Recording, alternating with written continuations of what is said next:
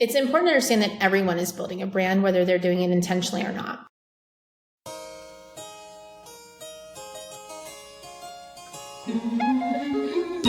Join Edwin Frondozo on the Business Leadership Podcast every week for a unique program featuring insights and actionable items from the world's most successful business leaders. Hear firsthand the exclusive interviews and personal journeys on how today's transformational leaders made it to the top.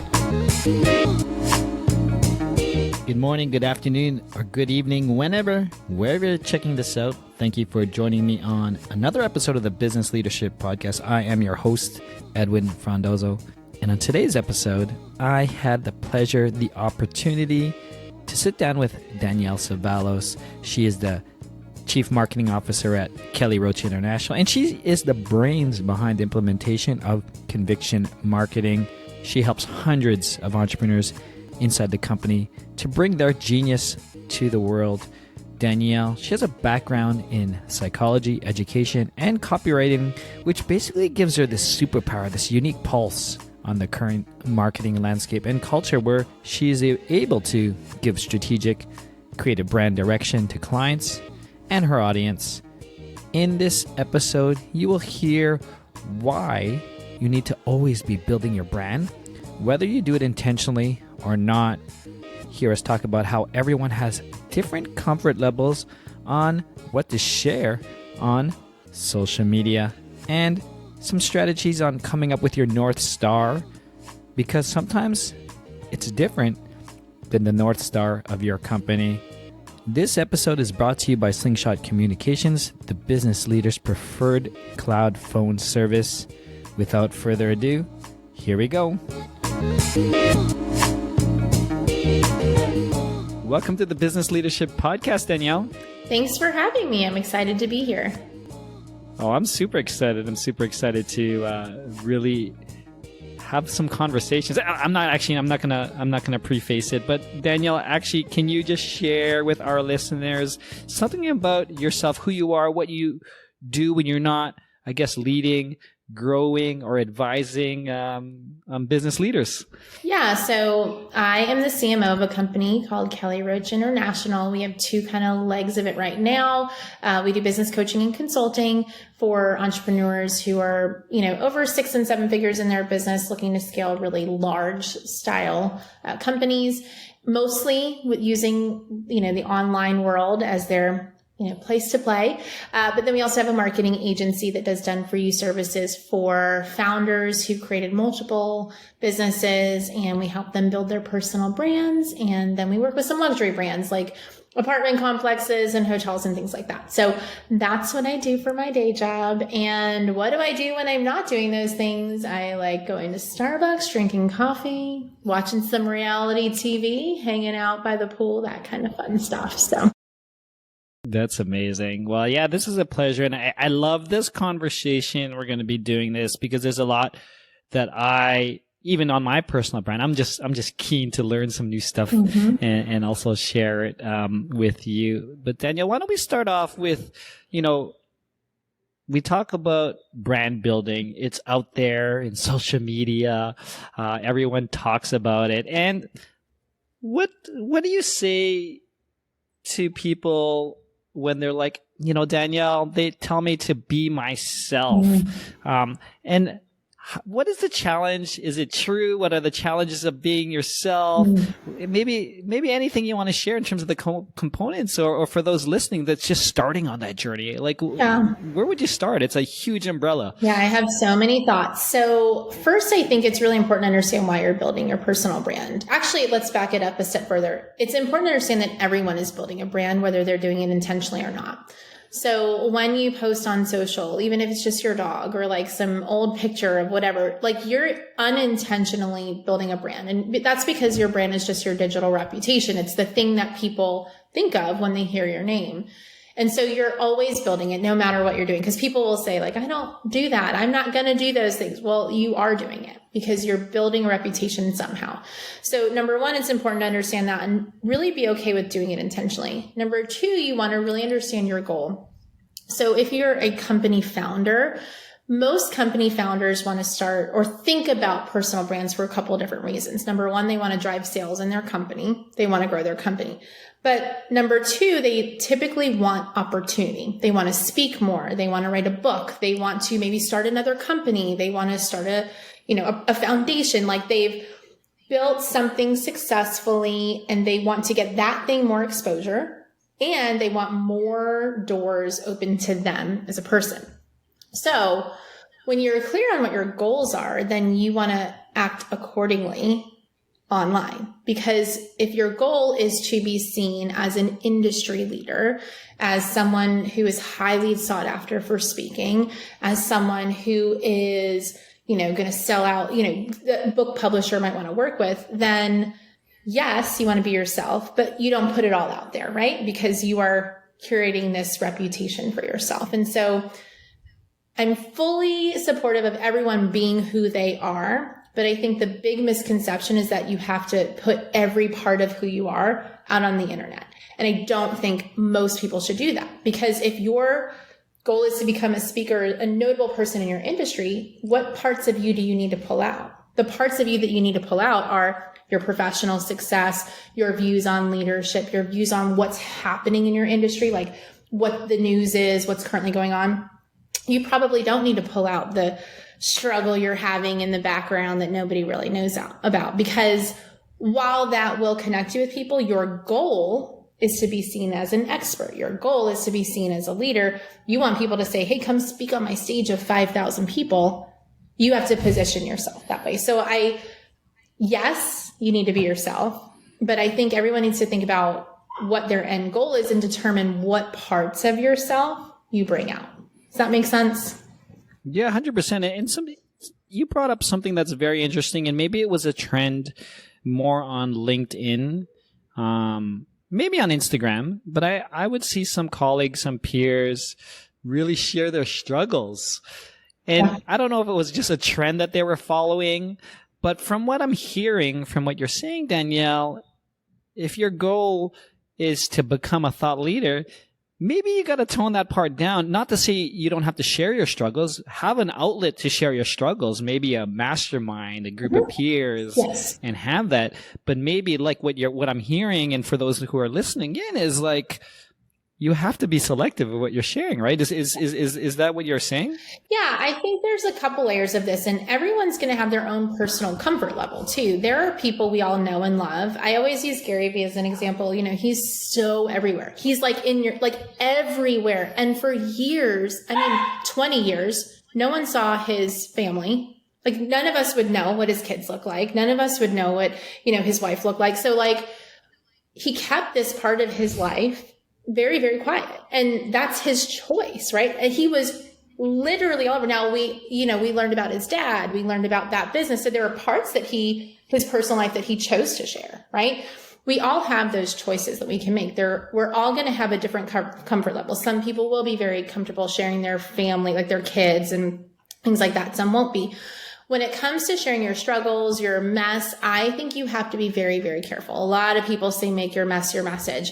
I am not a fan of that. I think you should make your cleaned up messes your message. So I am fully supportive. Often you are the best at being able to speak to who you were 10 years ago, right? So if you 10 years ago had this addiction and you struggle with it and you rock bottom and then you came back and you built this company and you turned your life around, that's an incredible story to tell, and one you absolutely should tell if you're comfortable. Some people don't want to tell it, and if you're not comfortable, don't tell it. Do I think in the middle of it, when you get out of rehab day one, we should be blasting that all over LinkedIn? Probably not, if your goal is to be seen as a speaker, right? So again, it goes back to what your goal is. Now, let's say your goal is you're writing a book, and you are writing a book for moms who are in the midst of postpartum depression, and your goal is to sell millions of copies of that book. Should you share your own struggle with postpartum depression? Absolutely. Do I think you should share it in the midst of the depths and the throes of it? Probably not. And there's a couple of reasons why not. Number one, when you put stuff out on the internet, people have opinions, and they're not always nice and they're not always kind.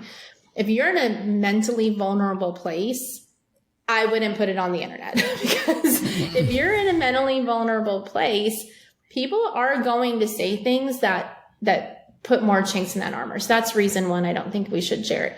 Number two, there is a sense of, depending again on what your goal is, where you can really undermine the authority you want to build. There's a totally different feeling of someone who tells the story of, 15 years ago, I was in the throes of addiction and I rebuilt my life, built this company up to $10 million, done all these things. That's like the side of the story where you're like, dang, like this person like really overcame. They really built something. They really grew. That's super different than like being in the middle of it. People are going to be like, why are you sharing this online? Like that's not someone who's going to be like, oh yes, come and come do come speak on my stage of 5,000 people. So you want to make sure that you're acting in alignment with your goals, right? Those stories are fantastic when you are on the other side of them. And you're probably in a much better place to tell them too, because 15 years removed from that, you can kind of handle people talking trash about it. In the middle of it, you probably can't. So I think it's really important to stay honest with who you are, to share the parts you're comfortable with, but to remember that maybe there should be a little wait time. Maybe you need a little lag time between like you're in the middle of it versus you're on the other side of it. Yeah, I mean, that's really huge, actually. And it's a good distinction because sometimes, and this is my opinion, Danielle, sometimes I feel like when people are sharing those struggles when they're in it, I think they're getting addicted to the likes. Yeah. And they're definitely away from their goal now. Yeah. Yeah. And it's really important. I think we have to, and again, everyone is different in their comfort level. So, if that's really what you need, great. For me, like, sure, there are things I share with people in my real life. Like, and I have friends from the internet who are in my real life, but these are things that I'm going to sit across the table and talk with someone about. I'm going to sit in the living room and talk with someone about. Have a glass of wine. Yes, have a glass of wine. I want someone who knows me as a person and knows that what I'm telling them, what I'm showing them is 1/10 of who I am, 1/100th of who I am, and has context. People on the internet don't have that. They only have what you show them. And so if what you're showing them is that, it is a very false sense of whatever you're getting. So if it's likes or comments, that's super shallow. That's superficial, because they don't really know you. And one day you're going to say something they don't like and they will turn on you like that. And so you have to remember that like you curate what people see. And I'm very against curating things that are dishonest. Like, if you don't have a jet, like don't go buy one and stand in front of it. Like, if you're not really living a lifestyle, then don't act like you are. So I want to be clear that you should be honest with who you are. I just think you should be careful about the parts of you that you share with the world and people who have no context of who you are outside of what you show them. Yeah. I mean, to that point, do you have any tips? I mean, even for those who are maybe have already done the work and they understand their goals, and this might be a little difficult, so we could put a use case around it, but for those that are looking to generate that compelling content that will elevate their message, elevate their story, build that personal brand, where do you think they should start? And let's say it's a B2B type brand or a founder that we're talking about. Yeah, I think there's a couple of components everyone needs. Number one, you need to understand your personal brand's North Star. So when you think about a company and how you market a company, you typically have a mission, vision, values, all of that stuff. And it's sort of like the North Star of the company is to do X, Y, Z. What a lot of people make the mistake of is making their personal brand like line up completely with their company brand. And you have to remember your company is just a tiny portion of you. So you have to come up with your North Star as a human, right? When you are 85 years old, what is it that you want people to say about you then? Not your company. You might have 5 companies by then. You might have sold 100 companies by then. So what is it that you want them to say about you as a human? And I don't necessarily mean your closest friends and family, because hopefully they'll say a lot of great things because they know you, they've lived with you forever. But some random person on the internet who's been following you for a long time, what do you want them to say about you 30, 40, 50 years from now? That's the place you have to start. You need to start with, what do you want to be known for? Then you want to think about, okay, what are all the things that make that up? Like, what are the things that I'm passionate about that I can talk about? So I'm in marketing, but I started my career in education and I was really passionate about it. I have so many beliefs about it. Like, It's something I talk about, and it really fits in with my North Star. And so what you want to think about is there's always going to be a piece of you that's probably going to talk about whatever your business is, right? If you're in tech, you're probably going to talk about tech stuff. You want to be a speaker in the tech field, you're going to need to talk about tech stuff. I talk about marketing stuff all the time. I talk about personal branding stuff all the time. But I also might talk about education and what I think about it. I also might talk about reality TV because I love reality TV. So there's going to be components of what I talk about that aren't 100% in alignment with, like, if I was running a social media page for the company. And I think what you need to think about first is, what is that you want to be known for? And then what are the topics you want to talk about that are going to feed into what you want to be known for? Knowing that some will be directly related to your company and some won't be. And that's okay. Then you want to talk about the stories that build those things. We've heard of brand stories, right, in our lives before. So when you are telling a company's brand story, you have why the product was invented, who they serve. Like, there's all these stories around the brand. What are your personal stories? What are the stories that make you? What was the point that made you decide to build your business?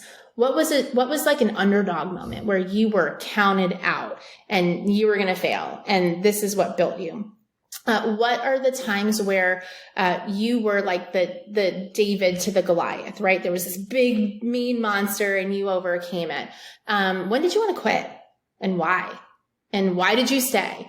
What are your failures? And they don't have to be business related. I was a gymnast. I was a gymnastics coach. Like, I've told stories about coaching gymnastics for a long, long time. Why? Because I learned a lot of life lessons there that helped me in all areas of my life. So what are the stories in your life that you can pull from that will build the topics that will then build that North Star mission? If you can do that over and over again, people will come to know you as more than just that tech guy founder, right? They'll come to know you as, oh, so-and-so, he has this tech company, but he also does this, this, this, and this, which opens more doors, gets you on more stages, gets you on more podcasts, gets you, connected with foundations. It gets you all the things that you want to do. And it'll drive sales for that thing you just built. So. Well, exactly. And I guess from your experience, and there's 2 points to this as well, is building your personal brand as the founder separate to the business will not only grow their business, right? But it will grow their brand outside of their business, right? And that's sort of a mindset shift, right? Because a lot of founders, they're connected to their business brand, or they feel like the connection is there. And if they go outside of this, and this is something that I talk about with a lot of SaaS founders or coaches who want, not coaches, entrepreneurs who want the podcast, but I say, are you building the podcast for the business, or are you a founder of that have many other things, right? Like, it's almost something that I kind of like allude to exactly. And this is why we talk about the same thing. And I was excited to talk to you about, so it reflects that. And so what's the mindset shift that they have to go through to really maybe separate that? Because maybe they've been in the trenches for so long and they identify still to that brand. Like, how do you navigate that? There's a couple things you need to keep in mind. Number one, you are there now. If you're truly entrepreneurial, you will not always be there. And you will want to do something else one day. And if you are so entrenched in the day-to-day of what you're building, you will never be able to get out of it. You'll never be able to build the right team, and you'll be stuck when you want to do other things. So building a personal brand outside of just your company allows you to do the other things that you will inevitably want to do. And here's what I don't mean do this in, like, you're not in contrast to the company you're building. Build your company's brand, like build that well, 100%. Like really, really dial that in. That's a super clear, like, what's the problem you solve? How do you solve it? Like, build that brand. But your personal brand, as you talk about that, it will drive sales. That as people fall in love with you, they're going to look at, oh, what is the company that they run? Like, what do they do? So an example, I always give these 2 examples. One of my favorite podcasters owns a supplement company. It's not Joe Rogan, and it's Andy Frisella. And so he owns First Form, which is a massive supplement company. I was buying my supplements someplace else, And I changed my mind and started buying First Forms because I really just loved what he was doing. I also love Gary Vee, and his dad's wine company or, liquor store. They have this online wine text thing. I can buy wine anywhere. I can go to the grocery store. I can go to the liquor store around the corner.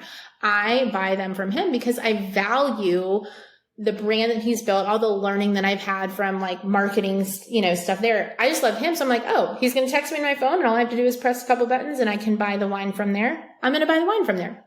So I think people think if I build my personal brand, I'm not building my company brand. Number one, you have to do both. Number two, your personal brand, when you do it right, people will love you and they'll want to support you. And they will say, okay, I have to buy wine. I love this person. I'm going to go buy it from that person. It's just going to naturally build your sales without you having to say like, buy my stuff. So that's number one. Number two, you really have to assess, is what I'm building right now the only thing I'm ever going to want to build? Is it truly the only thing I'm ever going to build in my life? If it is, then I guess you could kind of just build that and be in the background and not worry about it. But if you ever want to be a speaker, be an author, you want to start a foundation, you want to start another business, you want to sell this business, you need to have a brand that connects people to you. Because what happens when you sell that? Gary Vee is a great example. He built the direct-to-consumer wine company and sold it. Guess what? People still follow him now and buy other stuff. They buy NFTs from him. They buy other things from him.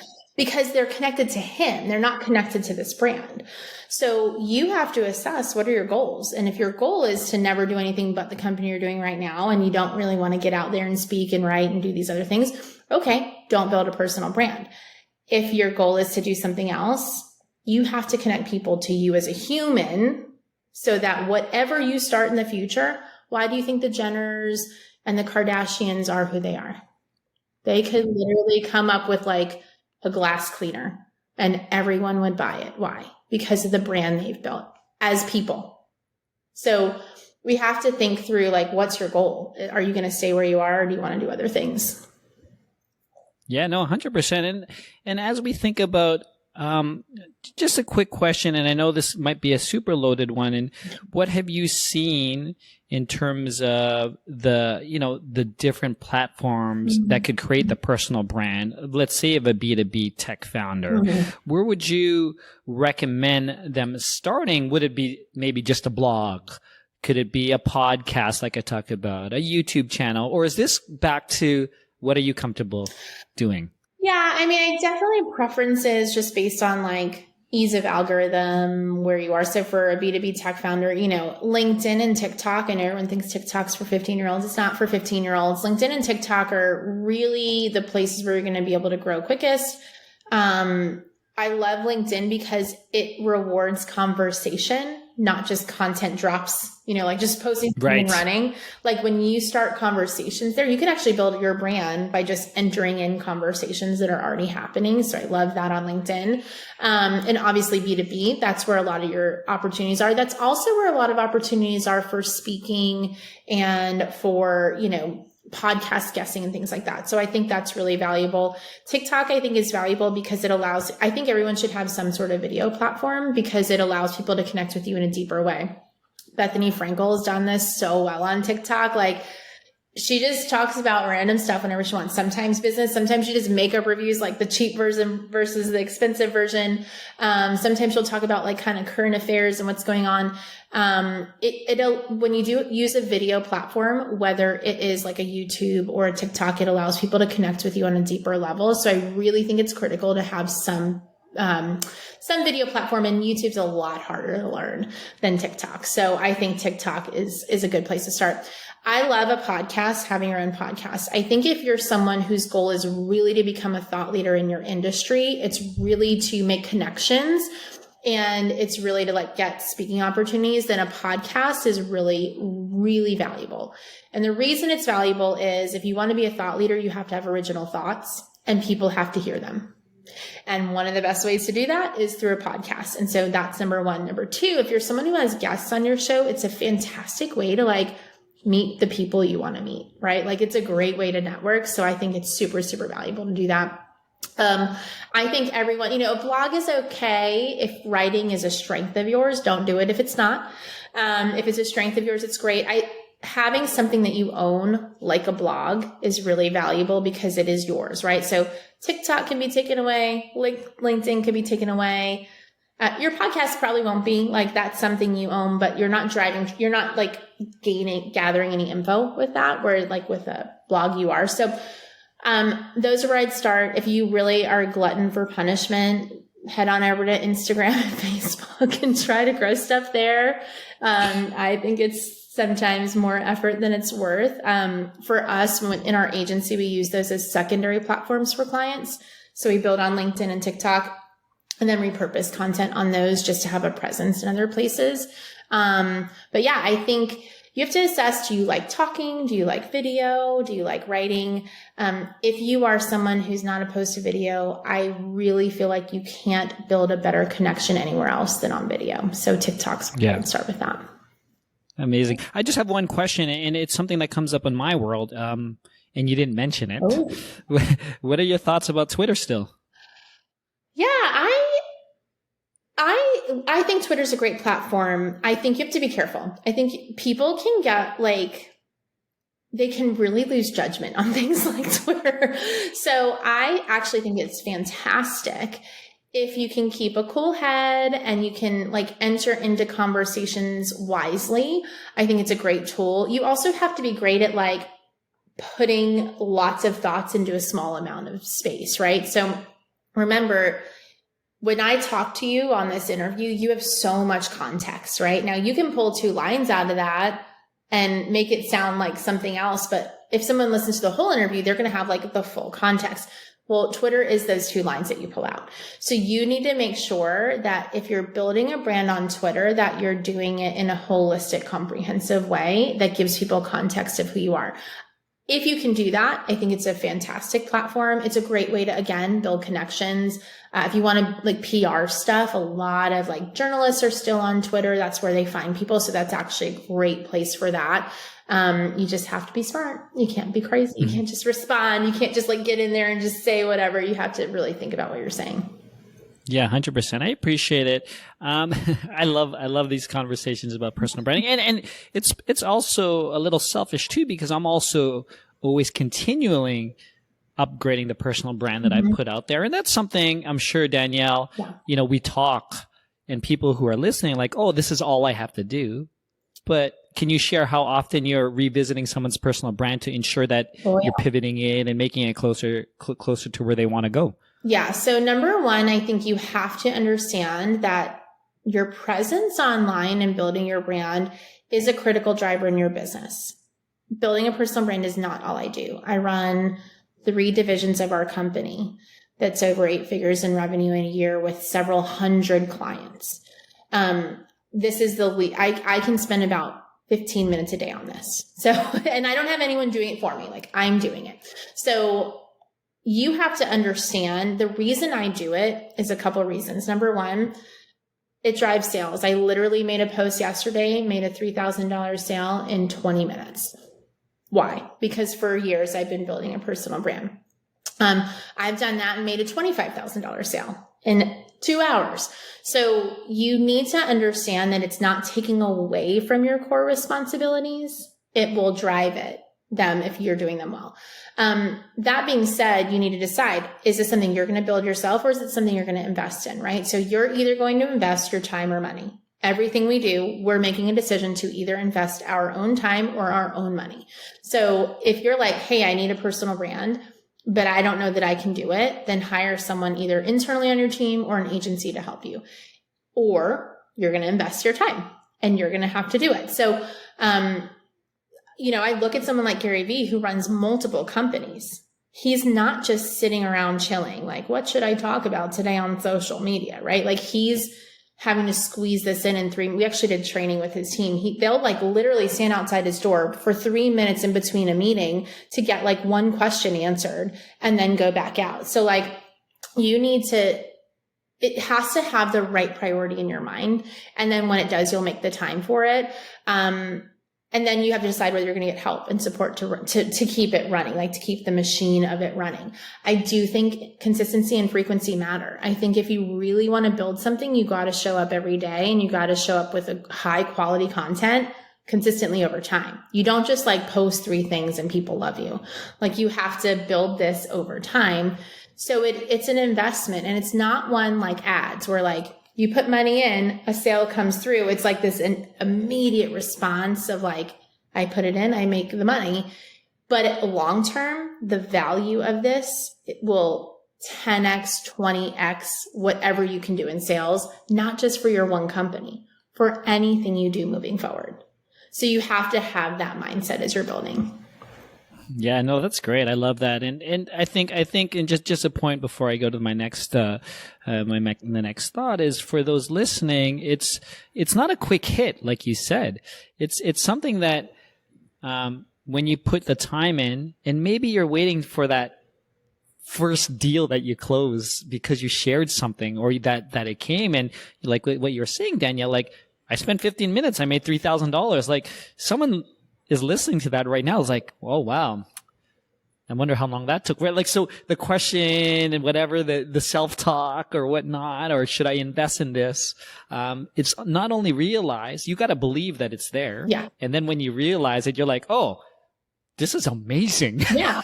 This is great. And I don't want to make that seem simpler than what it was. I've had a brand online for 5 or 6 years, and I didn't go into it selling anything. And so now I am at a point where I've built an audience. I've served a lot. I've given a lot.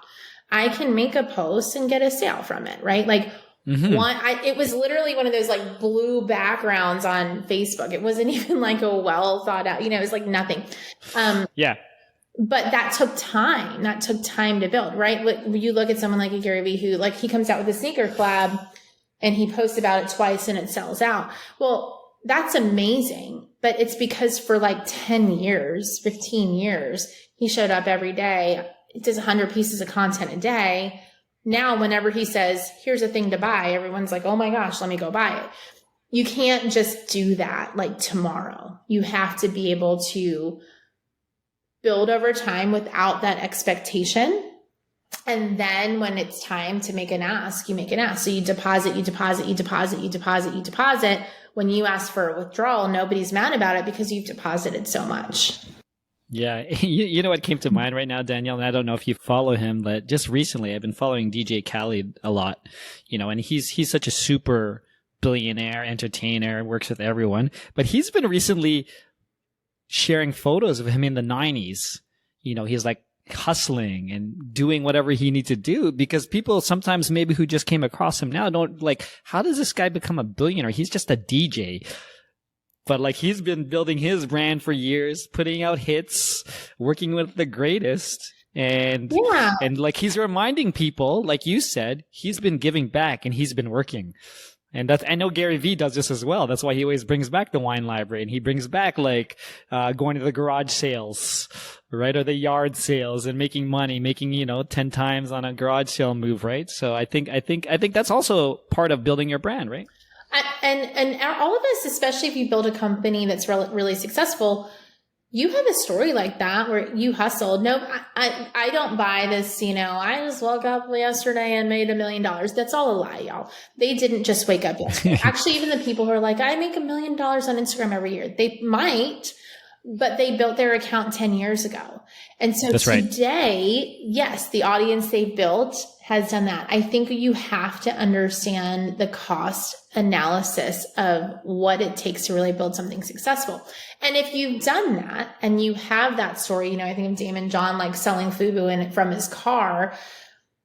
Those are the brand stories you tell. We all think about the wine library story in Gary Vee. We all think about the selling from the back of his car for Daymond John. These are stories ingrained in our minds because they've told them so many times. That's the power of understanding your own brand stories.